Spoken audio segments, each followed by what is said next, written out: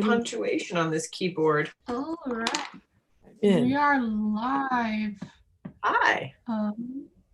Hello, Tracy. Hello, Kathy. Hello. We are here for Unusual Paris on Tuesday, this fine Tuesday. Bonjour.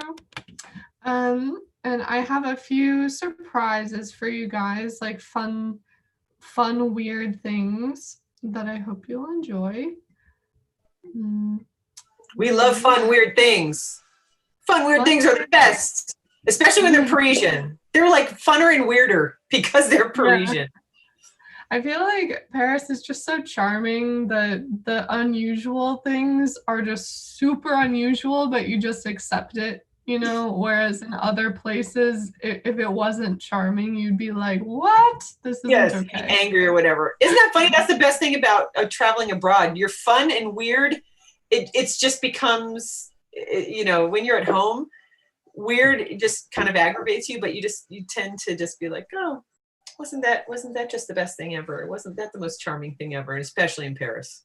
Yeah. Yeah. Like I feel like in New York, for example, everything's kind of just like, oh, they're in my way. What's going on? Yeah. Whereas in Paris, it's like, this is just how things go. You gotta get with the flow. Yes. So the first thing that's weird that I want to describe to you is the manoir. It's a haunted house. And so Paris, like French people, they don't really celebrate Halloween that much. Like it's not as big as in the US, which I found super disappointing this year. Because on Halloween, I put on like this whole face for oh, what's that movie called? It's like the night before Christmas, or not the night before Christmas, but the Halloween version, the night before Christmas. Is it a Tim Burton? It's a Tim Burton. Oh, The Nightmare Before Christmas. Nightmare Before Christmas, yeah. Danny Elfman did the music score, so it's just the best movie. That's a great holiday movie. I didn't know that, but yeah, I love the music from that. But I did my makeup like the girl in that. I forget her name. I'm forgetting everyone's names. But when I was a waitress, I would like serve people with the face of this woman from Nightmare Before Christmas, and they all laughed at me, and they were all normal just after work, you know, like it was a typical Wednesday or whenever it was. And I was like, this is so disappointing. But it was funny though, because they all remembered me with like, a good way to recognize me after that.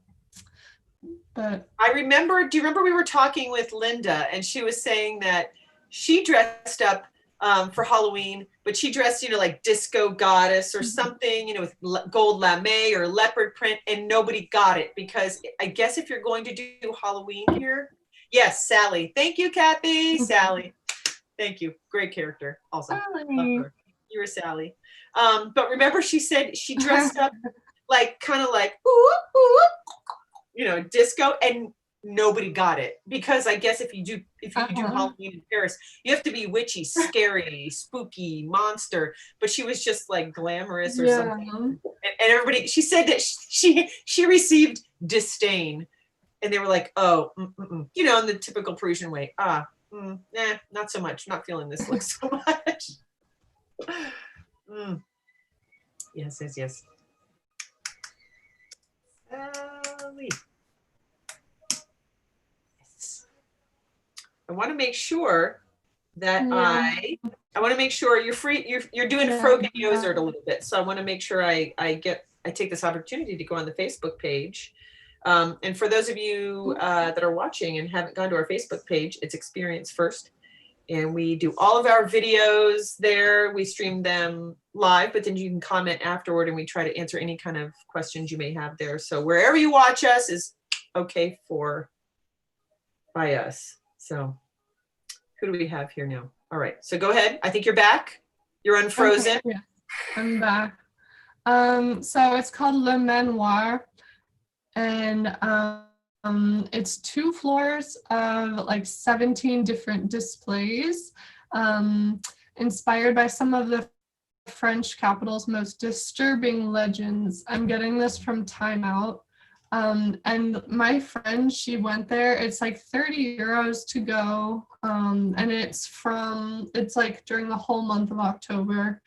And it's supposed to be really terrifying because I guess in France, haunted houses aren't just like, oh, spooky. It's like really, really terrifying because I guess they just take the whole thing so literally. It's like, we got big ghouls and witches. And then another thing to go with this, there's a vampire museum in Paris. And it's owned and run by a self-proclaimed vampirologist. Vampirologist. Of course it is. Why wouldn't it be? Why wouldn't it be? But would you want somebody else running it other than a vampirologist? I mean, I think that's who's qualified to run the shebang, as a vampirologist. How do you get your doctorate in vampirology? We don't know. Let's find this out. Yeah, that's the only one. That's the only one that's able to run it. But his name is Jacques Sergent.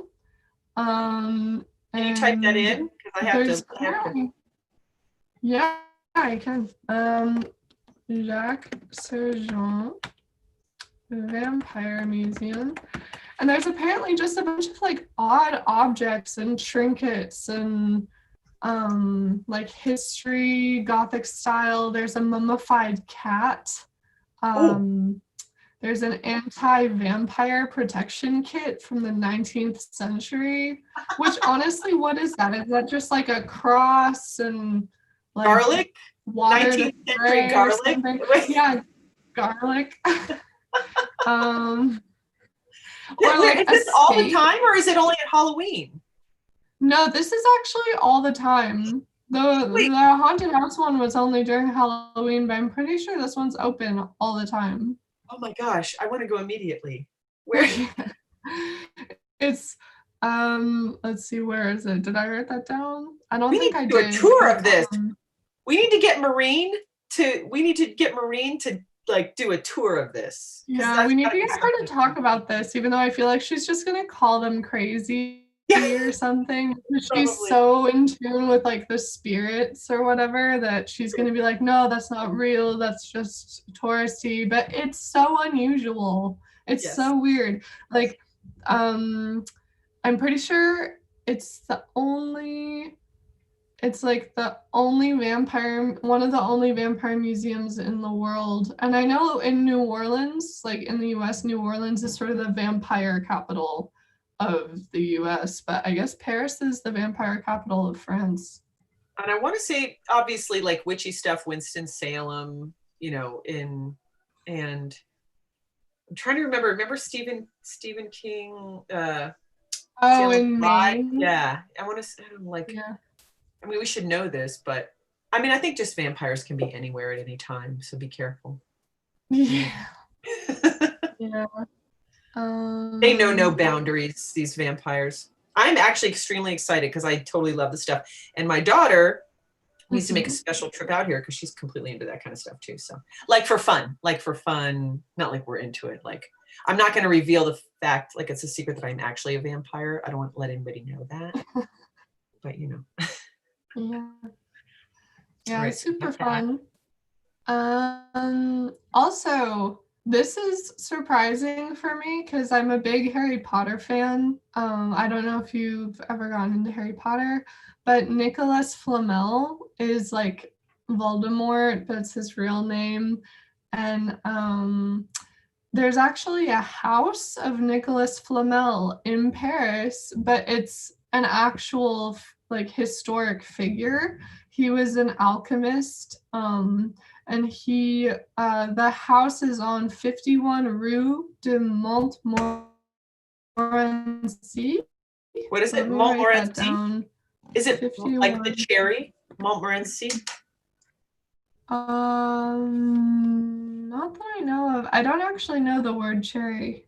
Oh no, cerise is cherry. Yeah, there's a type of cherry. Is that what it is? We're doing our little chat here. Madeleine and I chat with each other. Yeah. Gossip. Yeah, there's actually a type of cherry. So there's got to be, I mean, it's France and it's Paris. So there's got to be some kind of history that goes with that. So, all right. 51. Okay. Oh, that's cool. All right. All right. But it's the oldest stone house in Paris, so that's cool. But it's built by the city's most famous alchemist, who is Nicolas Flamel, and many believed that he found wealth from discovering the Philosopher's Stone. So I guess this is real history, but J.K. Rowling used it and like made it into fantasy world, because I thought this was just Harry Potter stuff.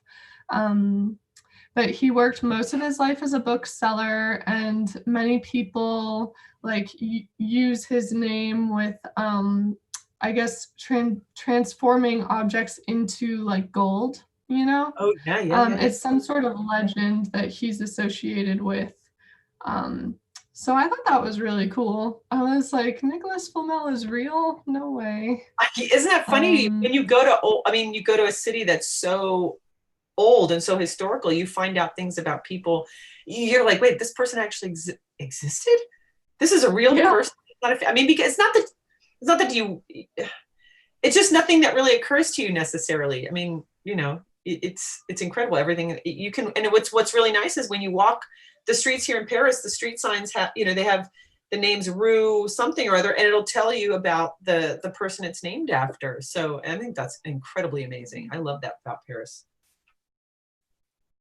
Yeah, I think that's really cool too. And I have here, this one's not as interesting, but it's also pretty cool. There's a massive library called Bibliothèque Nationale de France, and it's in Paris. And this library houses like how many books? I didn't write it down, but oh yeah, over 10 million titles. So it's over 10 million books in one place. And it's like the walls from bottom to top, and it's huge. I saw pictures online. My Wi-Fi is horrible, so I can't really show them, but there's books on art, law, economics, language, literature, science, technology, humanity, philosophy, and more. There's also like Greek books from like ancient Greece, and I don't know. I thought that would be super interesting and super unusual for tourists to come do. So that's something. I noticed libraries here are very serious places, and you know, and in the United States, they're very quiet. You know, it can be very quiet, but they're just a little more casual. Here, every bibliothèque I went to is so incredibly serious. I mean, you walk in and there's this air of reverence, and it's like, oh my gosh. And some you can't even really go into. I mean, you can go into, you can't check books out. I mean, you have to be French, obviously, but it's an experience. I think that going to, you know, have you been to the bibliothèque at the Jardin des Plantes? I think it's Jardin des Plantes. That's a great one. I haven't. Oh, you love to read. You're a book lover. You love all that information. You would really like that library. It's very cool. There's a big giant, like I think it's a hippopotamus statue that's in there, so you can sit there and he can judge you while you're reading books. I don't know. The libraries in Paris, I actually have had sort of bad experiences, because like when I was studying abroad and I first got here, I wouldn't have a problem now. It's just at that time I was nervous about my French, and I walked in, and because it's so serious and it's such a different culture than American libraries, I just sort of walked through with my backpack, didn't check it, because they have security and they like to check your backpack. And then so they were already mad at me, and they asked me, are you here to work or what are you doing? And I was like, I'm here to work. And then, but I wasn't there to work. I was there to just look at the library. But they had actual people like studying. No. You don't just get to look at the library. Yeah, and I was with my friend, and we were like, yeah, we're here to work, because we were actually gonna study. I think we brought some books. We were gonna study in like the quiet area, but we mostly just wanted to see it. But the lady was like, you have to pay per hour in order to work here. And we were like, really? Like, why? And so we were like, can we just stay and not work? Can we look around? And she was like, no. So honestly, Appreciate you. libraries are really not that tourist visit or like friendly. But I thought this library might be cool just because it has a globe that's apparently a good attraction to see because it's historic somehow.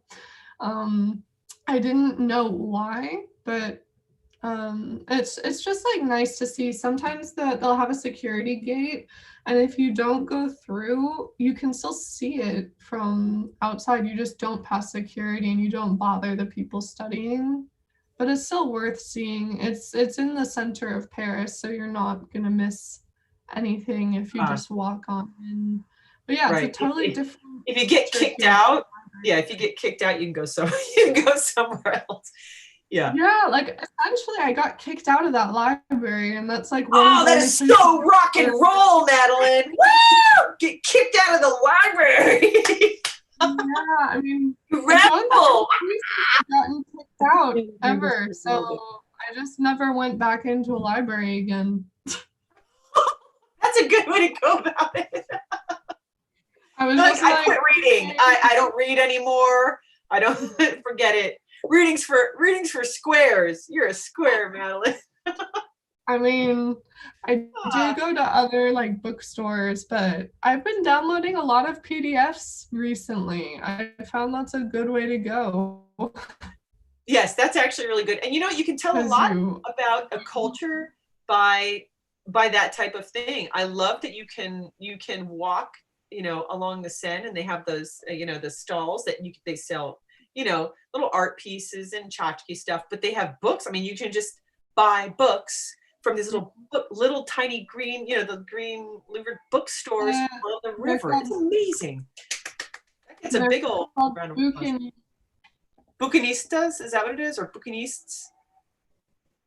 It's the best. Bucanist. I wrote it in the chat. It's kind of like when I first heard that word, I thought it was literally book with a K and then Bucanist. And I was like, that's such an Englishism, but French. Yes. Yeah, that's actually that's like one of my favorite things that you can do that. I think that's great. I think those are pretty unusual too, honestly, because the stuff they sell there, I've seen like a really old Lord of the Rings copy that was in French, and I was like, like this would be worth a lot of money probably, because I know, and it's like, did they know? I got these two books here that it was and you're going to be able to help me because of the French. So it's like a bookseller library of like ancient books. What is it, ancien or something like that? They say so. And I'm one of those people, like I love to window shop and to shop, but I hate going in somewhere and then I find maybe it's out of my price range and then I have to walk out. I kind of feel, I don't know, for whatever reason, I feel a little bit bad, but I was just suckered because they had these books outside. And I can't read French, but I mean, look at this cover. I guess it's Panda or something like that. It has this little owl. And I went, it's $3. I have no idea what it's about, but it just looks so amazing. And then this one, again, I went École Villiers. And I'm looking at it and there's this writing. I mean, look at these amazing illustrations, and then there's writing. I don't even know how old it is, but the illustrations in here are amazing. Maybe I'll get someone to read it. I don't even know what it's about. It was $3. So just to even have it, you can go book shopping here in Paris and pick up. I sent a couple to my daughter. It's just like, they're inexpensive and they're just, I don't know, for whatever reason, they have that old book smell, and those make incredible gifts, I think, for people. If you come to Paris and want to send, you want to bring back some real good gifts instead of, like weird pillows shaped like the Eiffel Tower that have faces on them that are super creepy. Get like old books. Bookstores are everywhere. So I think that's actually, all right. Are you back? Are you back, Madeleine? Yeah. There you are. Okay. Sometimes you freeze. I can hear you. Okay. Yeah. You freeze. I was like, oh, she's doing the robot. Okay, good. What? On the first page of that second book, it said the like the postal stamps of Sabine, and then it had all of those little drawings. Oh, yes. That's what that is. Okay, so can you read these? You can read these books to me. I probably can, yeah. Oh, that would be great. Part, So, I don't know Old French that well, but. Well, I don't know it at all. So you can tell me, you can read it to me. You could lie to me and completely, I wouldn't know it anyway. But so yeah, Livre Ancien. Is that correct? Livre Ancien is like the old bookstore. Bookstore. Oh, there Old you go. book. Okay. Mm-hmm. Okay. Oh, this is great. I'm getting very informed here. Okay. Yeah. All right. So what other unusual stuff you have for us? I have two more things, and they're gonna make you laugh. They're supposed to make you laugh. And I want a photo for the second one, but I'm not sure if I can show it or not. But okay, so there's a bar in town called Zero de Conduite, which to me means zero of driving. So I don't really know what that's supposed to be, but the actual bar has 96 drinks. They're alcohol or non-alcoholic. There's milkshakes, but the catch is, yes, exactly, Tracy, what you wrote down. But the catch is that there's Disney Trivial Pursuit on Disney Trivial Pursuit nights on Saturday. There's a music blind test, and you can also bring games with your friends. And you drink out of baby sippy cups.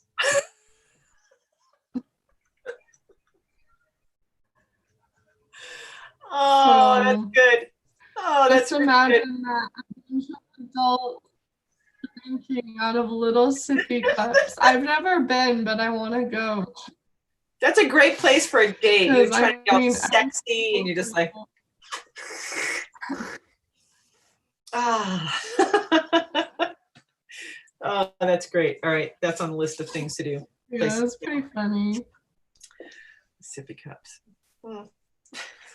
Yeah. So Zero de Conduite. It's in the 15th arrondissement. And yeah, I've always wanted to go there. One of my old roommates went there, and with one of her, like some of her friends, and she said it was super fun. You pay like €6 for the sippy cup, and you can take it home, I think. So it's kind of expensive, but it's pretty fun.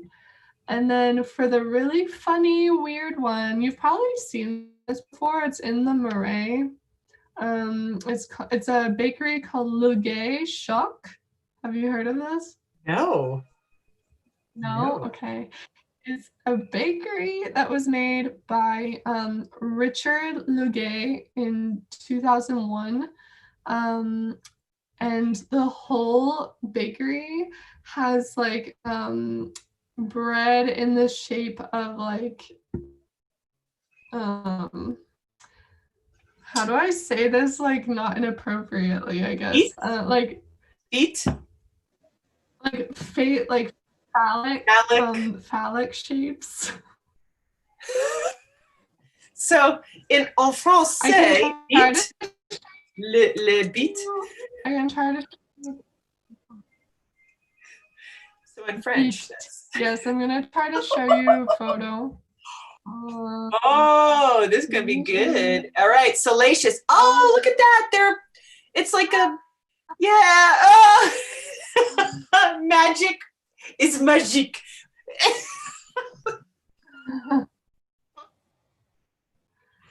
Oh, that's great.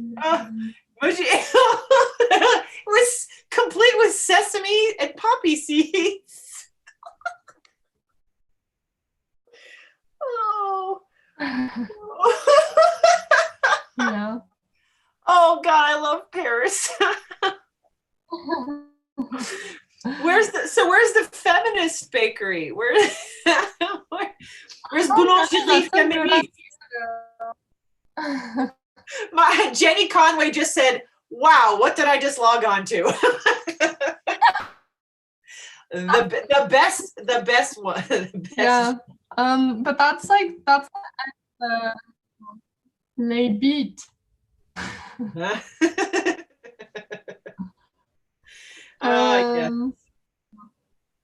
Yeah, I mean, that's one of I those hope I things. made you laugh. Oh, you did. You totally did. You totally did. You know what I wanted to ask you. So yesterday I went with one of our tour guides, two of them actually, or three. So Kasha, who does the street tours that we were talking about, she does the street art tours. And I met with Lady, who does our Guinness, every other Monday, Guinness World Records tours video. And then Amira, who I think is going to do a video with us too. And I went on Kasha's street art tour. Have you been? I guess it would be considered Oberkampf.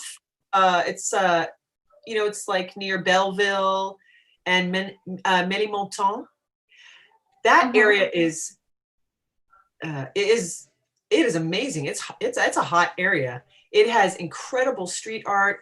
Because I know you like street art because I can see your pixelated, your Atari, your pixels behind you. I love it. Like that's super popular here. But we were walking, we would just duck into these places. And that was actually incredibly unusual to me because I mean, I love street art, you love street art, but when we went with her, like she's been doing it for so long, 7 or 8 years or something like that. She knows all these people. So we got to duck in. We have to go on the tour. You and I will go sometime. It's fantastic. So we're walking down the street where it's just decked out with murals, incredible stuff. And like half bicycles coming out of the wall. And it's just amazing. And then also we're ducking into this artist studio. His name is Pedro. I want to, at some point when we do our street art, Unusual Paris street art, I guess, or if we do our Thursday talk, like we do a Thursday talk and we'll do street art. I would love to just, if you can see some of his visuals or whatever, and we'll visit. He was so eager to talk to us about just his process and what he was thinking when he made this and that. And it's just this little studio space. And it was just a really, really great, but I mean, I'm Oberkampf. My mind was blown. I mean, it's kind of, it's suburby, so it's not super well known, I guess, but it's very hip and there's all kinds of these little great shops and eateries and things like that. But it's I guess what I imagine people that live in Paris, it's not like the first or second arrondissement where it's very high class, but has a lot of flavor, a lot of soul. Have you been there? I actually live really close. Like I don't live in Belleville or anything, but I live in the 10th arrondissement and it's north. It's a little north. Like we all live up northish of Paris because you're very south. I want to live where you are, but it is really cool where I live though. Like I think my favorite areas would be like Belleville because it's really hip and up and coming, even though it's really residential. And there's tons of street art. And then the other one that's kind of like that is the Tresium where you are, where there's tons of street art and it's really hip and up and coming and different too. Like it's not just like the Haussmannian architecture, Right, which is beautiful, but yeah. And it's funny because when you say it's very residential, I still kind of I'm in the mindset of in the United States, in America, when we say it's residential, we're thinking, and people say, oh, it's the suburbs of Paris. Well, residential or suburbs in the United States means like a standalone house with a big yard. Residential here is still attached buildings and it's very city, it's very commercial. So it's funny because you've lived here longer. So for you say, oh, it's very residential. It's like you're really getting to be Parisian, Madeleine, because here I go, residential, the suburbs. These ain't the suburbs, because I'm looking for, big front porches and, a pool in the backyard. So it's very different. It's very different in that way. But, here residential, you can hop down and go out and get to 20 restaurants or cafes and bakeries and, and hop on a metro in 10 minutes, be, in almost the center of Paris. Yeah. One of my close friends from Paris is from like one of the suburbs outside of Paris. And here the suburbs aren't as like, I don't know, in the US, usually when you say the suburbs, you kind of mean, oh, all the houses look the same. They have tons of land. They have pools. They're probably more high class, I guess, or like more fortunate because they don't have to be in the city with all the crowded people. But in Paris, it's like the suburbs are the people that can't afford to be in Paris, but they all commute to Paris, and there's not really a lot of room for pools or anything. So one of my close friends is from one of the suburbs, and I asked him the other day, like, oh, like, did a lot of your friends have pools growing up? And he laughed at me and showed me a YouTube video about like pools. Oh, it's called the banlieue. I'm gonna write that down. And this is an unusual thing as well. Ooh, I don't know if I can spell it right. Okay, banlieue. And it was like pools of the banlieue or something. And it was a total joke, I guess. But these boys they drove into a fire hydrant so that it exploded. Yes. And then all the people went and like danced under the water. Oh my, anarchy, complete total anarchy. Yeah.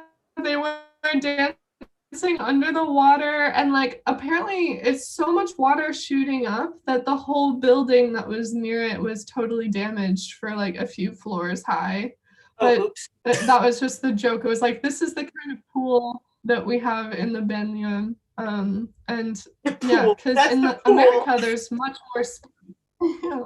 Yes, there's much more space in the suburbs in America, and here there's just not really anyone has pools. There's just public pools, and then there's the crazy ones who break fire hydrants. And yes, well, I did see during confinement, I was walking and I saw it was this second or third floor apartment, and I don't know if they had gone somewhere to escape, Paris during the confinement, but something was flooding in their apartment, and it was just running off of their balcony and just streaming down like this big, beautiful waterfall. And there were just people under it, just living their best Parisian life under this waterfall. I thought, oh my gosh, the person's going to come home to just a flood in their apartment. Probably the people underneath, I probably are not doing a dance underneath their waterfall, but everybody took complete advantage of the situation. I mean, because why not? It's not their fault. It's, there's a rainforest now in Paris. Funny, I wonder what was happening in that apartment. I know, I've passed it a few times and I haven't seen anybody, but if I could speak French, I would say, hey, how's that water damage? You provided a really good service during an awful time, though they probably don't even know it, but people just needed to get out, and they used that excuse. One person even had a mask on, and they were just standing there having a good old time. That's cool. I'm glad people can like have creative good times. Yes. Yeah, it's an opportunity, it's the city and it's an opportunity. I will say what's interesting, and I really I can't wait for these to all be open, but you're saying pools in Paris. They have really cool pools here. There's one in Budokai. It's like an 80-degree pool because it's fed by this warm spring underground, this artesian well. And there's an indoor and outdoor pool, and apparently it's beautiful inside. And there's like the Josephine Baker, the Piscine de Josephine Baker, which is on the Seine. And it's this floating, I mean, I can't wait to hit it. Like, it's this big floating pool, and they have a cafe inside, and it's floating on the river. I've never seen that. I haven't tried out the pools yet because I don't know, I'm just kind of anxious to. I'm like, that's the very local Parisian thing to do, I guess. And it's not a big deal though. It's like 1 or 2 euros to go in for everyone. So I should go. Yes, of course you should go. Well, and it's funny because men wear like the Speedo, they wear smaller trunks. But women, which is interesting because everybody thinks, oh, in Paris, everybody's topless or whatever, in France. But women, you do not show up in a thong at the pool here, whereas maybe in the United States that does happen. I mean, I'm from Florida and California, so that does happen. But here, there's definitely people, they have manners and they have class, except like I said, the men they have their little Speedos. That's they're less covered than the women. The men. Really? Do you have to wear a one piece or something? You don't, but you can't have all your You can't be on parade. You know what I'm saying? You can't. It's not. I guess it's not the south of France. You know what I mean? Everybody's got their manners, and you have a cover up. You know, again, you know, we've gone to. You're from Texas. You got water parks there. You can walk around with, you know, a little thong going on, and you know, you walk around getting your hot dog at the you know, the snack bar. Here, I don't think. I mean, you know, here you sit down at the little cafe area, and you have to have your cover up on. I mean, people definitely have manners here. It's a little bit different. It's a little different. So yes, be aware of that if you're coming to Paris, and you're gonna have your basic, bring a cover up. You have to have manners in class. I sunburn really easily, so my mom always had me like get that cover up, wear a t-shirt in the water. So Yeah. I never got to experience that thong life, but I'm trying for Paris, I guess. Oh yeah, you can't sun your buns, Madeleine. You're a redhead. No sun in the buns, girl. I have to look this up actually, but there's this movie. So I love the book Lolita. I've never seen the movie, but Lolita was one of those books that in the US it was banned, but in Paris or France they published it and they were like celebrating it. And so the movie, there's a scene at a pool that's one of the public pools in Paris. I think it's actually the Josephine Baker one.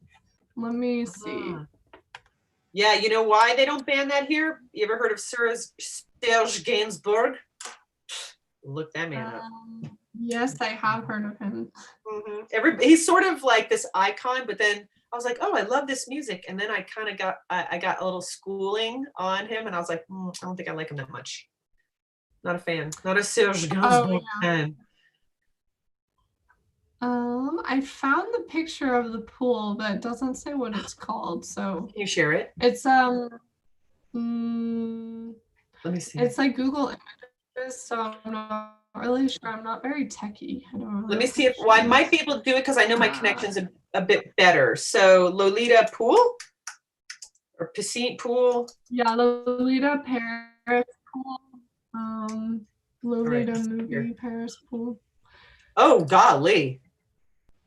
I don't know much about Serge Gainsbourg, but I saw this blog post somewhere else saying like all the lovers and wives of Serge Gainsbourg like in a timeline, and I was like, this is kind of weird. But he was involved with so many women from like iconic women from French history, you know. Yes. Like the woman who that really expensive bag that all the celebrities have and want. Yes.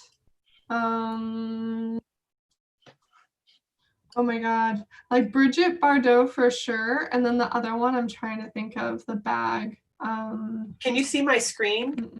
I'm looking this. Yes. That pool is incredible. Yeah, holy smokes. That is like a vintage print dream. Oh, yeah. Wow. Oh, so it just says Palais Piscine. Oh, I want a print of this. I want a print of this, and I want to put it in my house in Florida. This is amazing. That's amazing.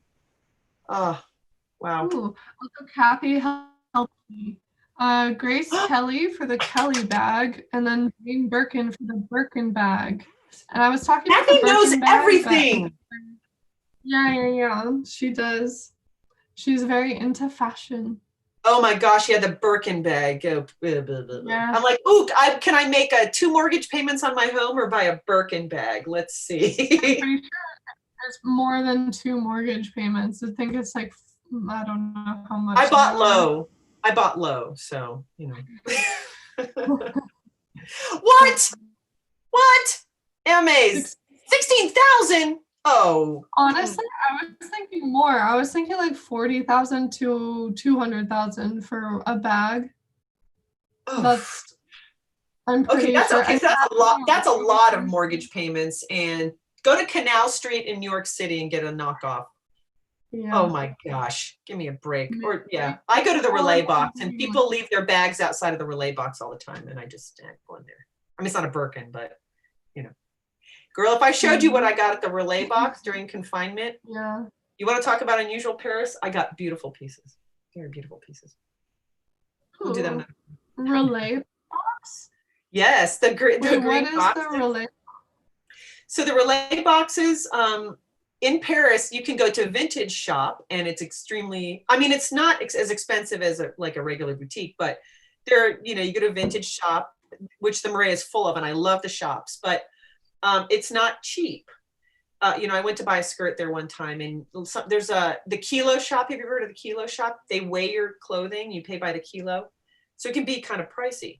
So the relay box are those big green or white boxes where people donate their clothes. And I mean, it's Paris, so a lot of times the clothes are nice. During the confinement, they weren't picking up any of the boxes. So there's just piles of clothing everywhere. So I literally would go to like nice neighborhood, and I'm looking, I was like, oh, this is really nice. I'm telling you, I got this. Okay, I'm going to show you. So it's wool. So it's not the season right now, but it's Etoile by Isabelle Marant. It's a wool coat. This thing retailed for $350. Well, guess what, honey? I get it, and it's dry cleaned, and I get it for free, and it's beautiful, and it's Parisian. So it's and I know that they do. It's like Goodwill in the United States. So they collect the clothing, and then you do a resale on it. So a lot of the stuff's cheapy, H&M, cheapy Zara, cheapy, all that kind of stuff. But you actually get some really nice pieces. Yeah, there we go. Kathy says next session, garbage hunters of Paris. That's me. Oh I love her. I love Kathy. Garbage here is mostly empty wine bottles. Yes. Oh, I did get a couple nice pieces. Well, that's another thing too. People here just put their stuff out like on the curb, and they call the city will come pick it up. I actually got a couple of really cool things. I got these acrylic, they're in a cloud shape, and they stack, and I put all my jewelry on it. I was like, oh, I'm all for that. That works for me. That's unusual. I love Kathy. I love Kathy so much. I'm so glad she joins us. I really am. Birkin and Crocodile, 66,000. Oh my God. I mean, I think a lot of celebrities get these bags for free because it's like, oh, sponsor our bag or sponsor our brand. But I don't actually know for Birkin bags because Hermes doesn't really need commercials. But lowest price for a real Hermes is $7,000. That's nuts. That's insane. That's nuts. I mean, wow. You know what? The plainest. Oh, if you're a cool person and you have a great personality and charisma, or you're just intelligent or intellectual, that can stand on its own. If you're crap, a Birkin bag is not going to help you. We don't need Birkin bags. None of us need them. Unless Birkin is watching, then we need that. Sponsor me. Absolutely. I mean, I'll take one. But oh my gosh, are we serious? Oh man! Like, put me on your waiting list. But shoot, cover those. Oh yeah, wait 1 minute. I agree with her again. She says the young Parisians covet the ones you can sometimes find in flea markets. That's hipper than a new one. Absolutely. Yeah, totally I think that's definitely fair. Also, I know Parisians covet the old Chanel bags in flea markets because those are more available to find. I think Birkin's pretty rare. But yeah, I mean, we're out of time, so to tune in with us next week, and thank you for being here, Kathy and Roger. Thank you. Yes. Thank you. And all our people we have online. I have some folks online. Thank you, Jenny. Thank you, Jason. Thank you, Tony. Thank you, Gilles. Yes, and Tim, Christine, Yana, Linda. Yes, we have quite a following. Oh my God. Yes. Thank you. Well, join us again, please, please, please. I didn't realize we had such an audience. Oh my god. We're getting Birkin bag. We'll work on that part. We'll work on that aspect. Thanks so much, Madeleine. I appreciate it as always. Okay, guys. Thank you so much, Tracy. And then we'll see you guys all next week. Have a great evening. Bonsoir. Bonsoir.